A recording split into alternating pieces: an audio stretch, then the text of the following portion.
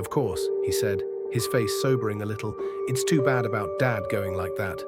But seeing that he did die, the insurance money solves our problems of getting started. Now you take the overhead," he said, and began unreeling a string of figures to the intent Dorothy. John Woodford drew slowly back from the window. He felt more dazed and bewildered than ever. He had forgotten the insurance he had carried, which he had intended to give Jack his start.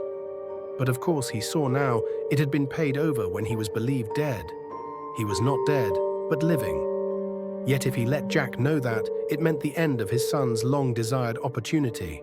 Jack would have to return the insurance money to the company, wrecking his dreamed-of chance. How could he let him know then? He, John Woodford, had already decided that he must remain dead to his wife, and therefore to the world. He might as well remain so to his son also. It was for the best. John Woodford melted away from the cottage into the darkness. When he reached the street, he stood in indecision. A freezing wind had begun to blow, and he felt very cold without an overcoat.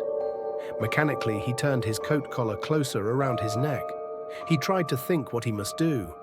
Neither Helen nor Jack must know that he was living, and that meant that no one in the city must know.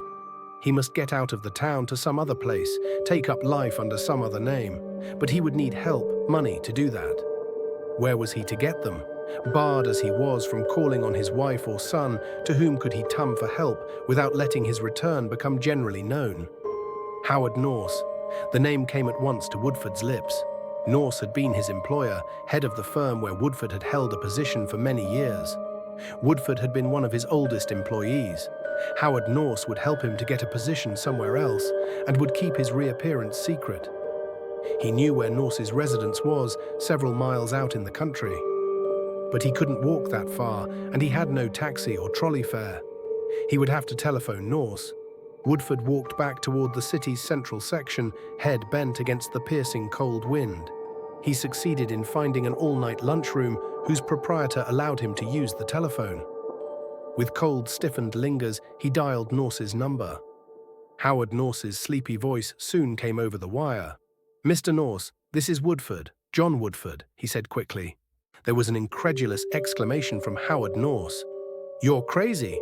John Woodford's been dead and buried for a couple of weeks." "No, I tell you, it's John Woodford," insisted Woodford. "I'm not dead at all. I'm as living as you are. If you'll come into town for me, you'll see for yourself." "I'm not likely to drive to town at 2 in the morning to look at a maniac," Norse replied acidly. "Whatever your game is, you're wasting your time on me."